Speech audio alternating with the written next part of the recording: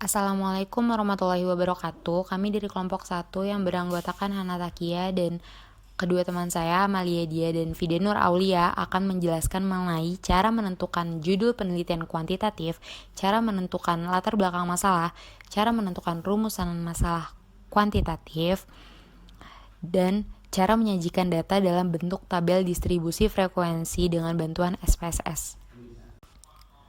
Yang pertama, cara menentukan judul penelitian kuantitatif. Sebelum saya beritahu mengenai caranya, saya akan menjelaskan dahulu apa itu penelitian kuantitatif. Nah, penelitian itu adalah cara yang sistematis dengan bertujuan untuk menemukan pengetahuan baru. Nah, kalau kuantitatif itu biasanya berkaitan dengan data-data kuantitatif. Ada standar ukurannya, ada standar perhitungannya. Kemudian diolah dengan menggunakan prosedur statistik. Jadi, penelitian kuantitatif adalah proses untuk menemukan fenomena-fenomena yang ada di lapangan, kemudian menggunakan data-data kuantitatif dianalisis. Sehingga kita akan mengetahui apa yang sebenarnya terjadi di lapangan dan bagaimana cara mengatasi masalah yang ada di lapangan tersebut. Kemudian cara menentukan judul penelitian kuantitatif. Nah, caranya itu yang pertama menentukan topik penelitiannya dulu. Fokus penelitian dari fenomena yang ingin kita pecahkan. Fenomena di sini itu maksudnya masalah-masalah yang bisa dipecahkan melalui penelitian ini gitu. Nah, setelah itu kita baca referensi. Nah, habis itu balik tuh kepada diri kita lagi, apakah ada masalah?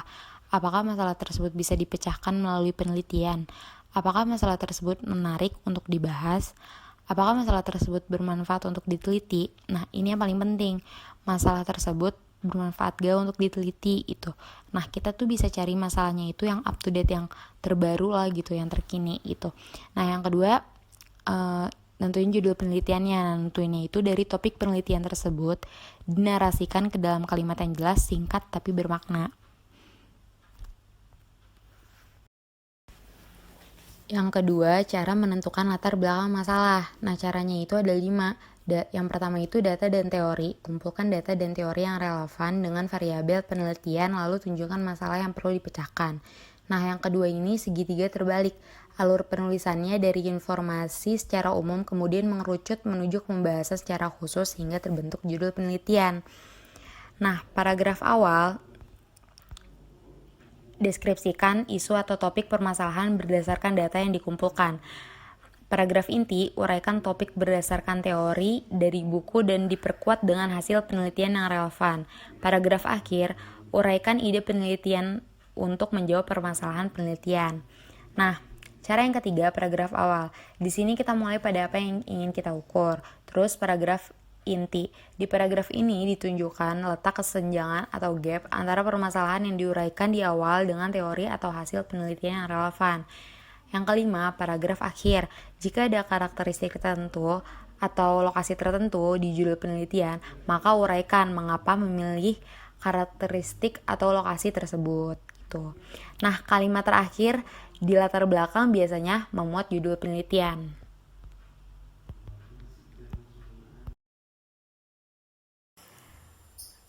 Berikut cara menentukan rumusan masalah kuantitatif.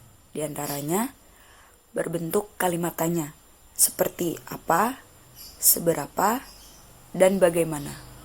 Contohnya, apakah variabel X berpengaruh pada variabel Y? Seberapa besar pengaruh X terhadap Y? Dan bagaimana pengaruh X terhadap Y? Yang kedua, harus jelas dan padat. Ketika kita membuat rumusan masalah, diharapkan jangan bertele-tele. Yang ketiga, fokus pada variabel yang diteliti. Dan yang terakhir, ketika kita membuat rumusan masalah, bentuknya tidak akan jauh dari judul penelitian yang kita teliti.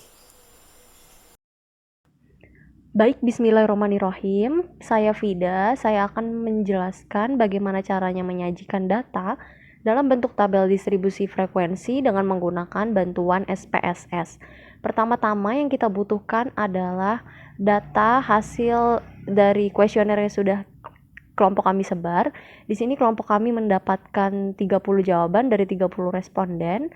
Dan untuk memudahkan dalam membaca data, kita ubah datanya ke dalam bentuk spreadsheet. Tetapi dalam bentuk spreadsheet ini masih belum cukup untuk bisa kita input ke dalam SPSS datanya, maka dari itu kita akan membuat tabulasi data dengan menggunakan Microsoft Excel. Jadi seperti ini. Nah, di kolom A itu ada nomor responden. Kita beri nomor dari 1 sampai dengan 30. Kita gunakan nomor agar lebih mudah. Lalu variabel pertama ada persepsi, variabel kedua ada kepercayaan, dan variabel ketiga ada media penunjang. Maksudnya variabel di sini itu bagaimana? Jadi dari pernyataan yang sudah kami buat di Gform itu pernyataan-pernyataan tersebut mengarah kepada 3 variabel tersebut.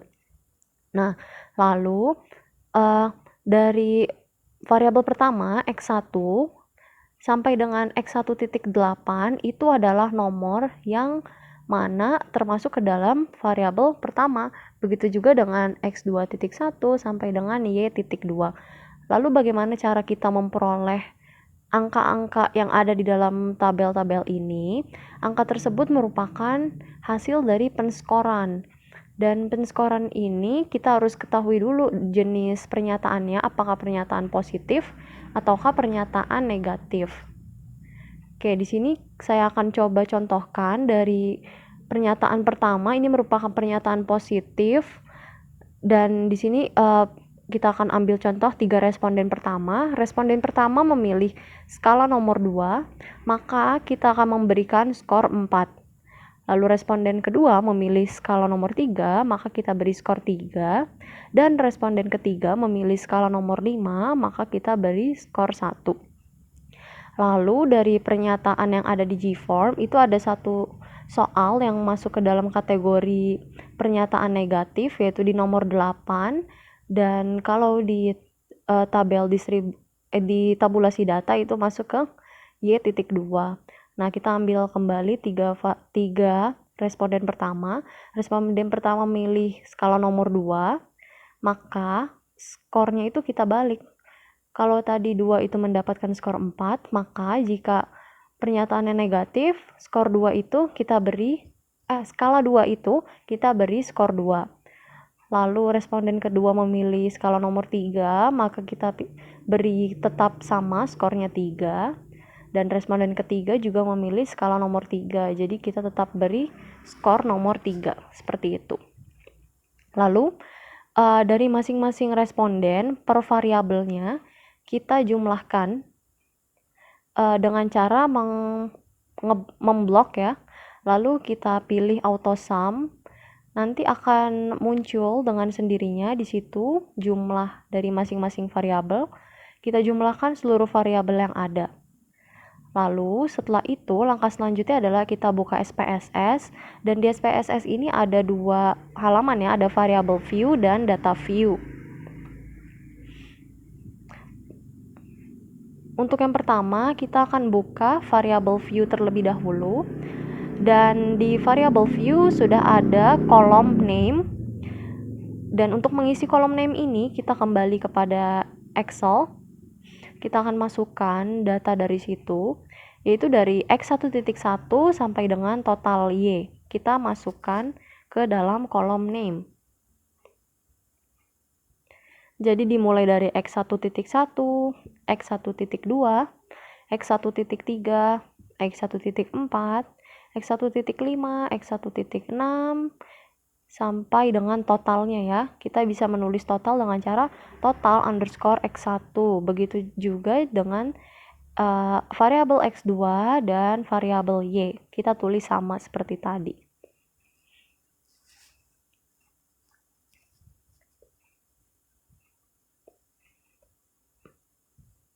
Jika sudah ditulis semua, maka akan muncul data default seperti ini. Dan di bagian desimal kita ubah menjadi 0. Kenapa? Karena skor kita itu kan bulat ya, tidak ada dalam bentuk koma. Jadi kita ubah semuanya, bisa tinggal kita blok, lalu kita copy dan paste.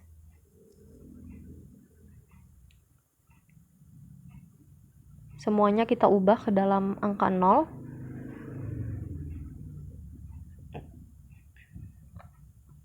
Lalu di bagian values itu kita ubah juga dengan cara memasukkan penjelasan dari skala yang ada di Google Form, dimulai dari 1 sangat setuju, 2 setuju, 3 netral, 4 tidak setuju, dan 5 sangat tidak setuju. Tinggal kita tulis dan kita add saja.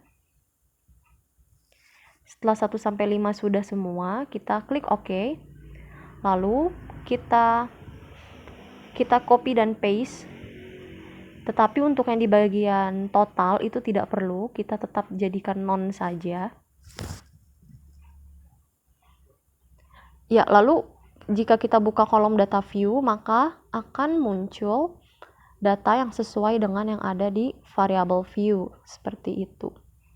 Lalu langkah selanjutnya adalah kembali ke Excel dan kita copy skor yang ada. Lalu kita paste di bagian kolom X1.1 nomor 1. Ya, ini datanya sudah muncul semua ya, sudah masuk ke dalam SPSS yang dari tabulasi data. Langkah selanjutnya, kita akan membuat tabel distribusi frekuensi dengan cara klik Analyze, lalu kita copy datanya, kita pindahkan ke variables. Tetapi untuk yang total kita tetap kembalikan saja, lalu kita pilih chart dan histogram. Lalu kita klik OK.